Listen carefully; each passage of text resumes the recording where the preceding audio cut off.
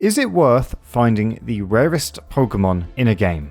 This is a question that can go down plenty of different paths and answers, a lot of which I found in the various other Pokémon games, where we beat them using only the lowest encounters in the game. But with Pokémon X and Y, there's a really fun wrinkle to the rare encounters of this game, and makes this undoubtedly the most unique adventure in this series of videos. So when we wake up, meet our new friends, and be proclaimed as the greatest artist this side of the Pokémon world, we can immediately get into what makes this run so interesting. For those who may be coming into this series for the first time, I tend to try and beat these games using Pokémon with the rarest encounter rates, not rare quantities like gifts or legendary Pokémon. Typically, this is a straightforward, one-note, easy to define metric by going over every possible encounter in the run and determining which creatures have the rarest encounter odds. X and Y, conversely, offers two paths to go down. The first is the same as usual, which leads to a pretty bog standard run in this game, excluding one Pokemon in particular that I'll get onto later. The rarest encounters are capped at 5% across over 20 possible Pokemon, and they're available as early as the first gym leader, where on Route 3 you're able to run into a Dunsparce. Seriously, how does this guy keep making the team? But while it's tempting to go with what's easy and normal for this kind of run, the second path that I can take, now that's a lot more interesting. And I'm sure some of you might have figured it out already, but if you haven't, then maybe you'll be surprised by the true first encounter of this run. Scatterbug. Seems kind of weird, right?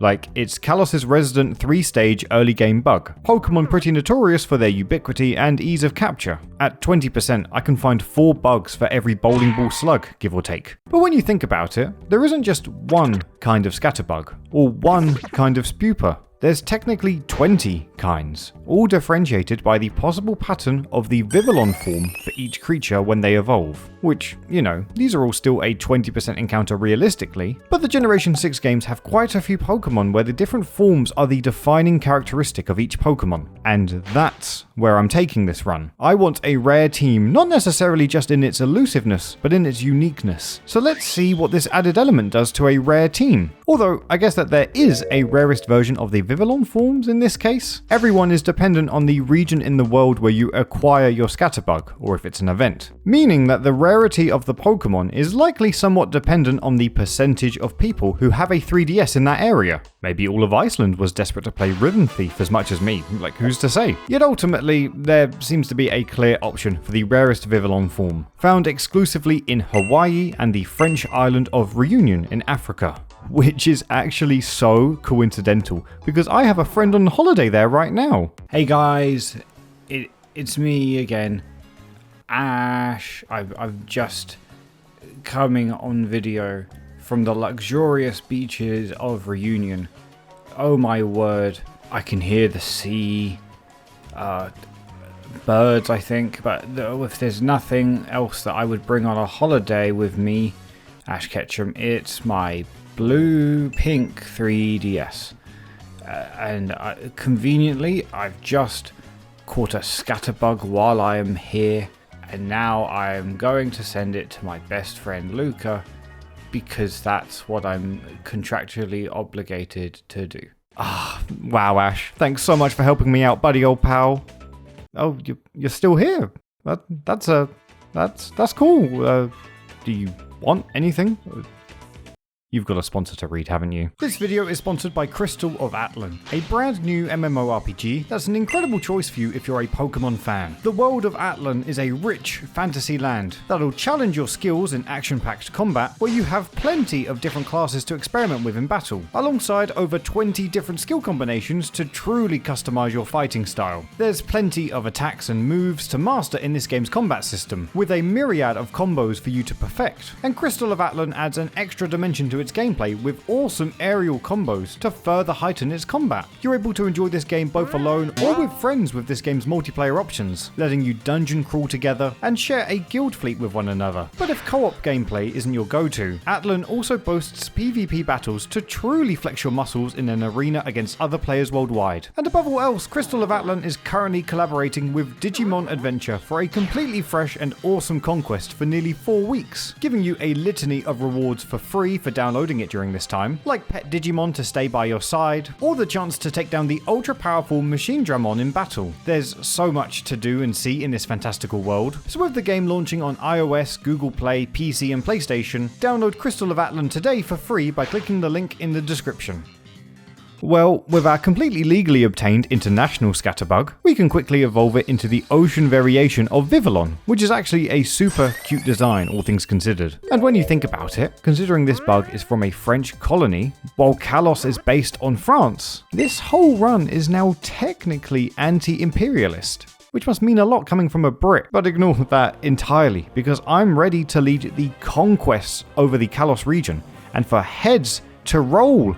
And for okay, we lost. Our revolutionary spark immediately got snuffed out by Viola and her duo, or as you'd say in French, duo, because we're sadly bereft of good answers against our Vivillon's own mirror match. We don't learn Gust upon evolving, just moves like Struggle Bug which can't hit for super effective damage, in congruence with the main move for this gym being Infestation, which slowly but surely eats away at our Butterfly. It's a rather arduous affair. We do manage to prevail with a slight level advantage at this point in the game, but considering how little an obstacle was required to topple us at this point, my confidence was somewhere at sea level.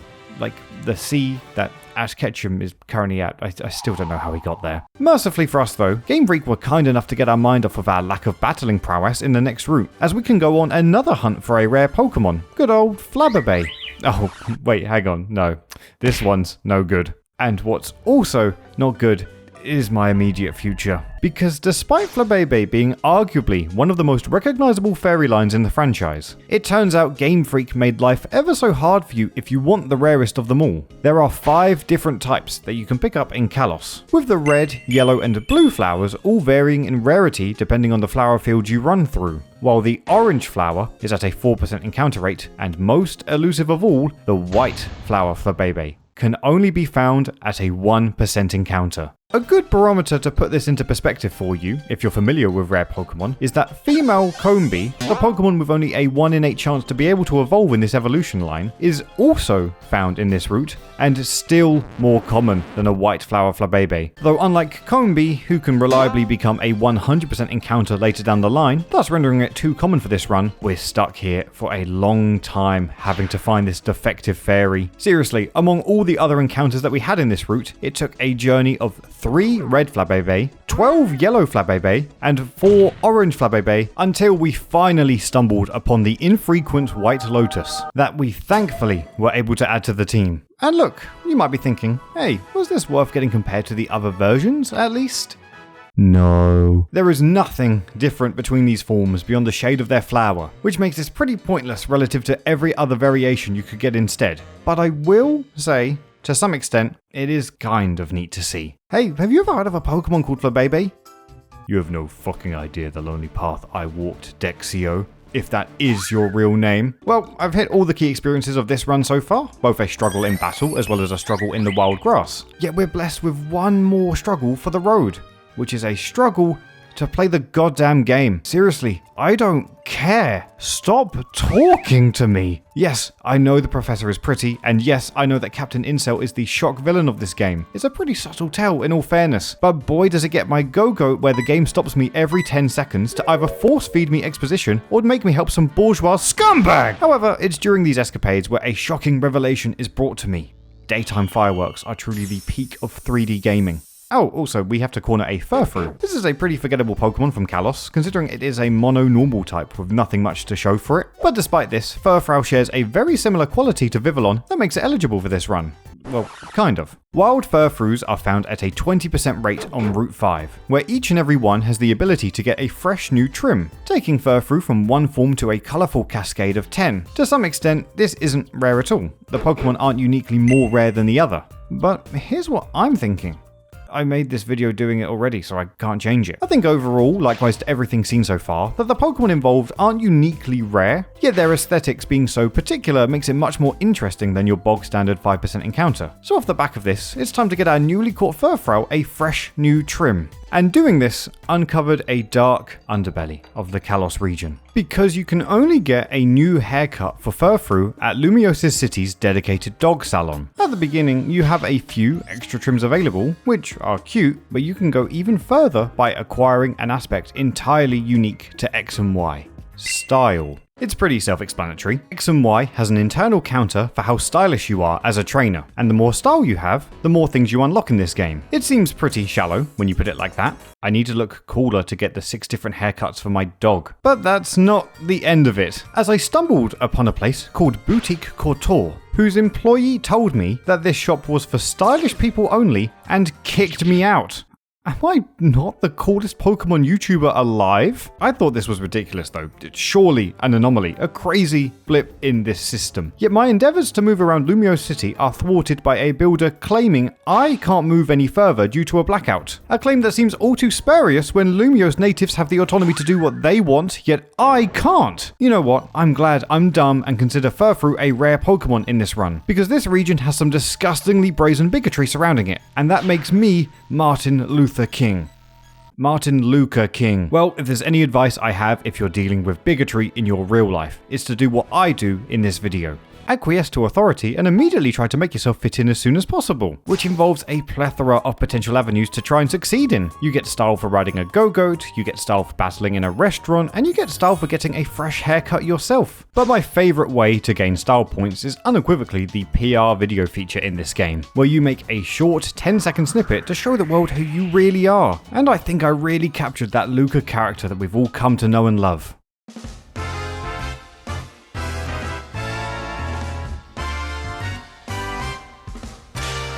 Ultimately, Luca's stock skyrocketed in Lumio City after all of these glamorous events, which meant that in no time at all, we could not only now access the apparel shop which previously shunned us, but all of a sudden, Furfrou had some fantastic trims to choose from. To repeat, yes, this dandy form doesn't make Furfrou any rarer than in its base form, realistically. But I'd argue that less than 10% of people watching are even aware of how Furfrou gets all of these haircuts. Which is crazy, because less than 10% of people who watch me are subscribed. Coincidence?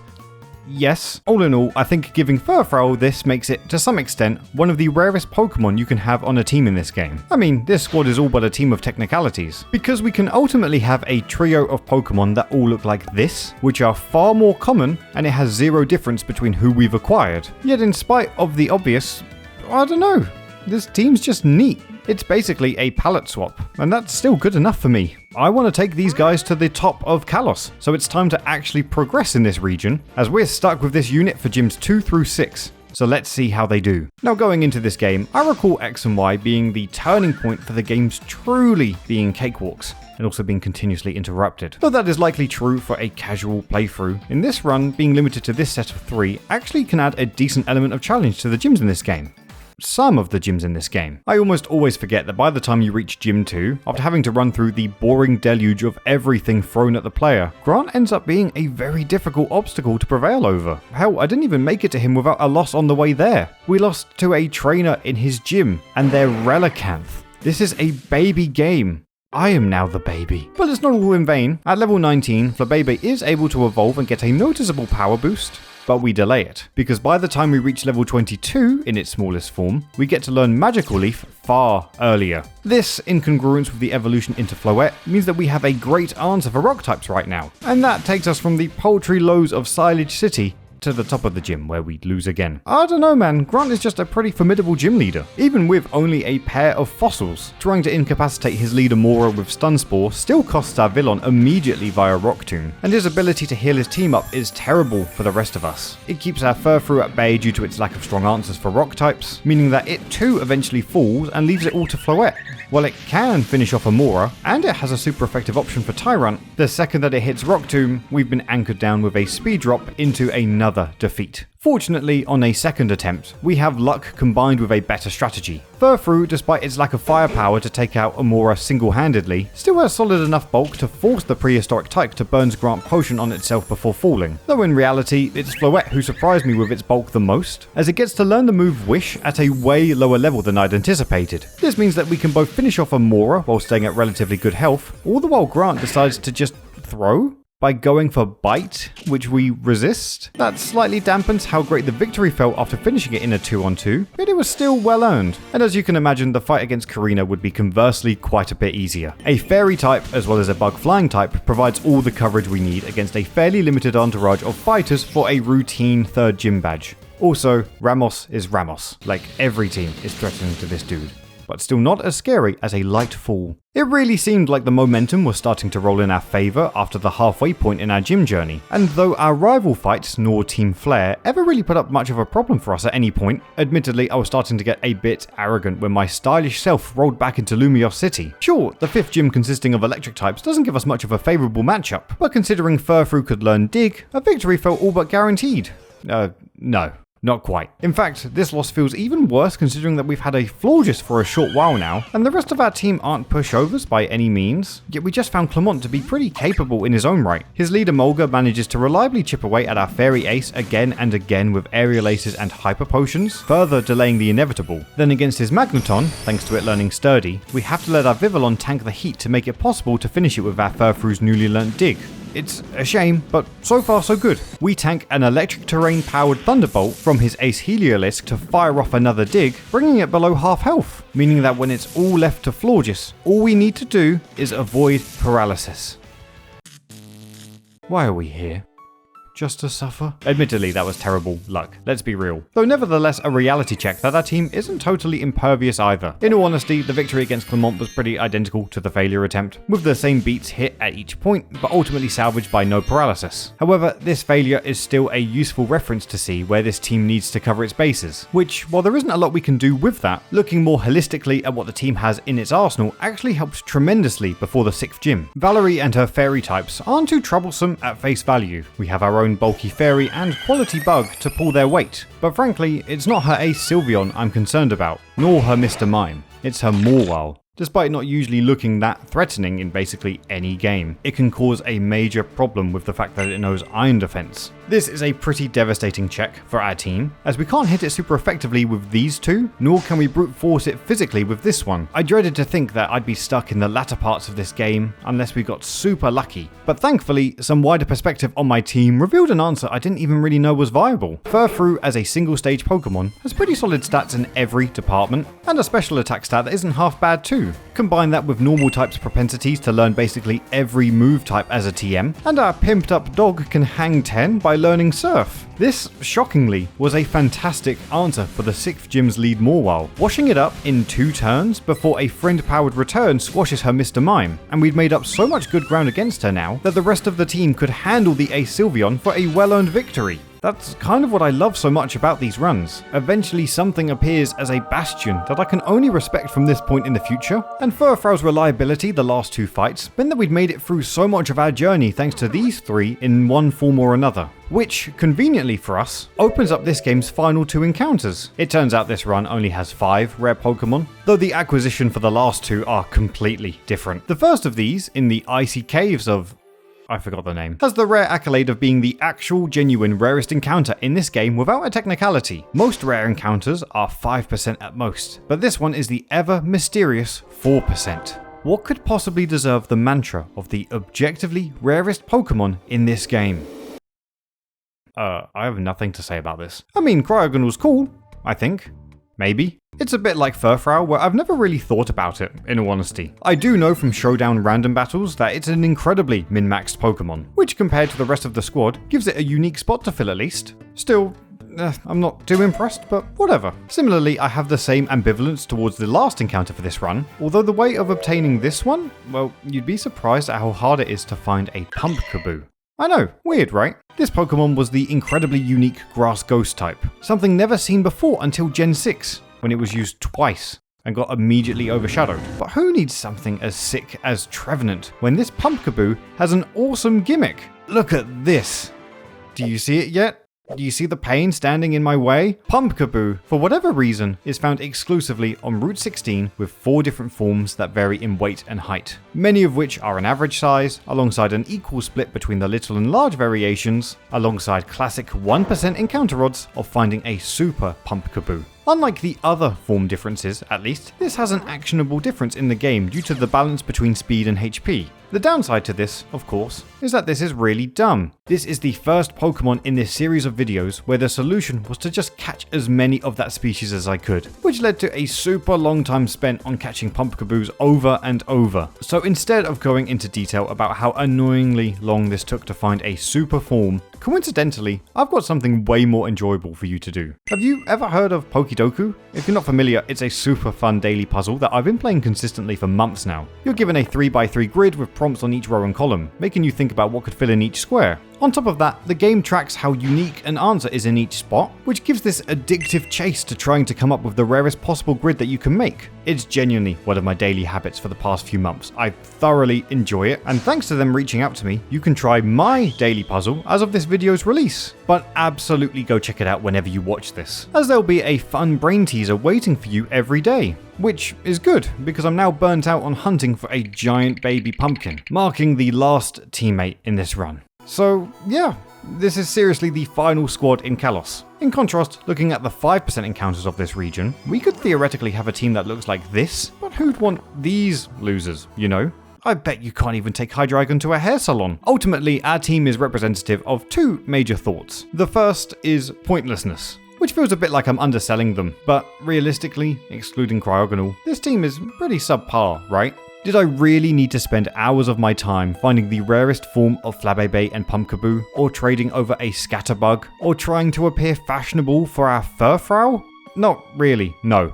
The differences between the most common forms of these guys to their rare counterparts are marginal at best, and that means you can conclude that this run, as a whole, was pretty much a waste of time. The other prevailing thought, however, somewhat contradicts that all, because yes, this team is a bit lame, but honestly, I still think they're kinda cool. There's something fun about seeing how different your team can shape up when you look at the minutiae of what's possible in a Pokemon game, which, in all honesty, justifies the team alone. So yeah, there we go.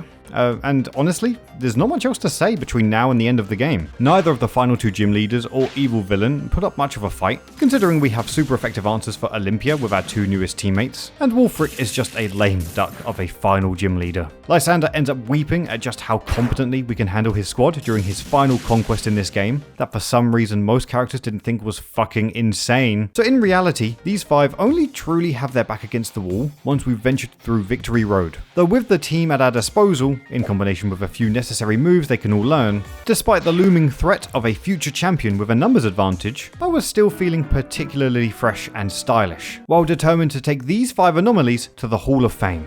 To get there though, we need to tackle each member of the Elite Four, conveniently at our own discretion, which, in a surprising twist, is probably best begun against the Dragon Master Drasna. Usually this type is the apex of the Elite Four, but Cryogonal can put in a shift with its fantastic type advantage and amazing special defense. Dradagon requires a team effort to topple, yet the rest of her team can't compare, as Ice Beams run a cold sweat through all of her other dragons. This is much the case with Seabold too. The guy mauls about Art at the start of the fight before Floor just single-handedly swept him in an embarrassing affair. The other two Elite Four, meanwhile, are a bit more of a tribulation. Wilkstrom's steel types have decent answers for us, though we have some fun ideas of how to fight back. Our Gorgeist, that I totally legally evolved off screen by the way, can inflict Klefki with Trick or Treat, giving it a ghost typing and making it weak to the incoming Phantom Force and Shadow Sneak. Sizzle isn't able to be handled in the same manner, but Furfrou still knows how to ride the waves towards a victory with a few surfs, as well as charm his Ace Aegislash to massively reduce its offensive output. So while a victory over him was still rather routine, it did manage to cause some tension. This only boiled over against Malva, however.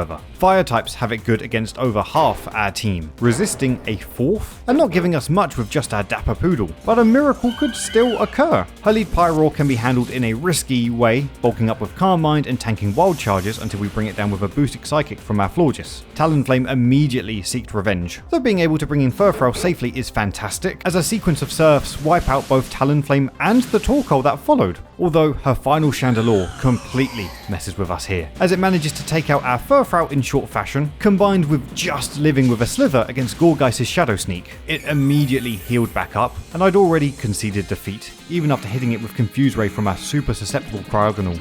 Then it hits itself 3 times in a row. Truly a noble, well-earned victory in the end. We'd toppled all the Elite Four, meaning that our team had made it as far as they could possibly go with the numbers in their favour, which still precedes the final fight of this game, to see if our quintet of oddballs can leap the final hurdle. Diantha. Bring it, bitch. Right, okay, Swords Dance is a little bit of a concern.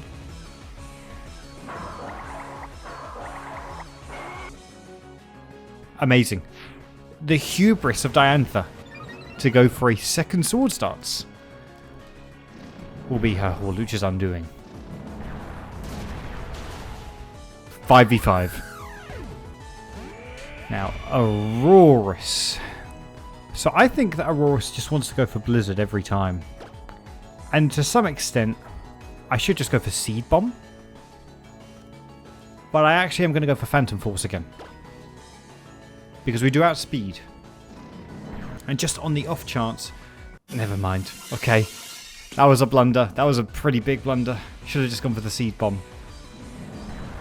Maybe you miss Blizzard? No. Okay. That was bad. Okay. That was a very, very bad decision made all around. Look at that face on Gorgeist. It knows that I fucked up so bad. Hey, bro, do you want to do Thor? Oh! You did. Nice, nice, nice, nice. Okay. I played very poorly there, but... okay. Never mind. Never punished. I did not deserve that to happen. Momentum's back in our favour. Goodra next. Why Goodra and not Gorgeist? Why Goodra? So it's either going to go for Dragon Pulse, Fire Blast, or Muddy Water. Ah, Fire Blast. That's probably why. Look, I think my luck has been expended with Gorgeist. It's done pretty well. It's taken out 2 Pokemon. Thank you for coming. Okay, well, we can at least fire off one more. Okay, Shadow Sneak for the road. Good damage. There we go. So long, Gorgeist. You were super in the end. That's for sure. Let's bring in this team's Crown Jewel. Moonblast. And you're done. Nice. Halfway through. It's been a fun fight so far. Pyrantrum. Okay. Do I think you outspeed? Probably not. It's too risky to try anything else. So I think I'm going to have to go with you. Yep. Ah, okay. Critical hit at the perfect moment. Gorgeist. And now here is where I think I'm going to change tracks.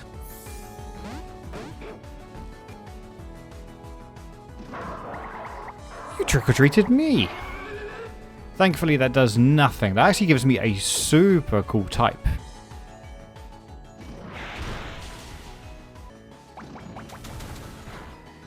In fact, actually, what I'm going to do is I'm going to... Right, let's play a longer game.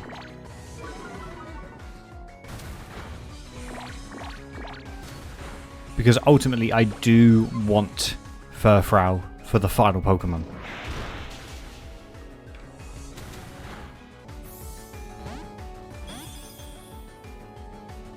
Correct play. Cryogonal is in. Gorgeist is weak. Let's play it simple. Beautiful. And with that, there is one left standing. But it is a bit scary.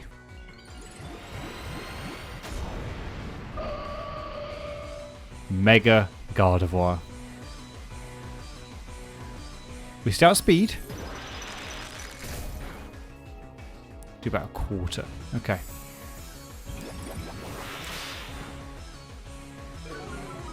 Ooh, that's not good.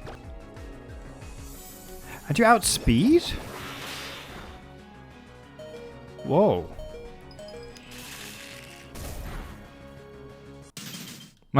Okay, well, I wanted this to be like a cool final showdown, but you know, we take some dubs where we get them.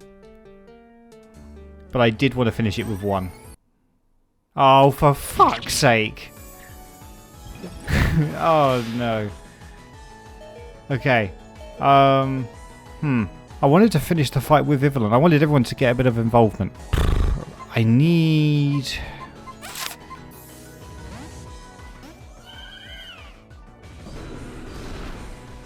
I could just win the fight here, but I don't know. I just wanted to win with style, you know, some pizzazz.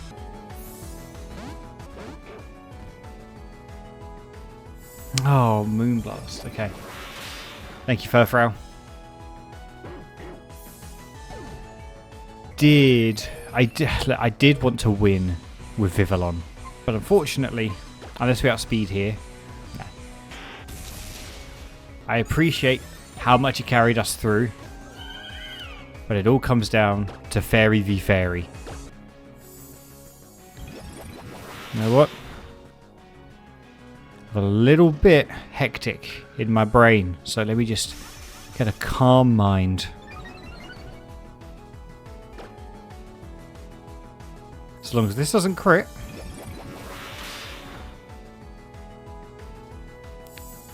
Then this is GG. Okay. Bit of a mess at the end there, but still 6v5. Very cool team. We've made it to the Hall of Fame.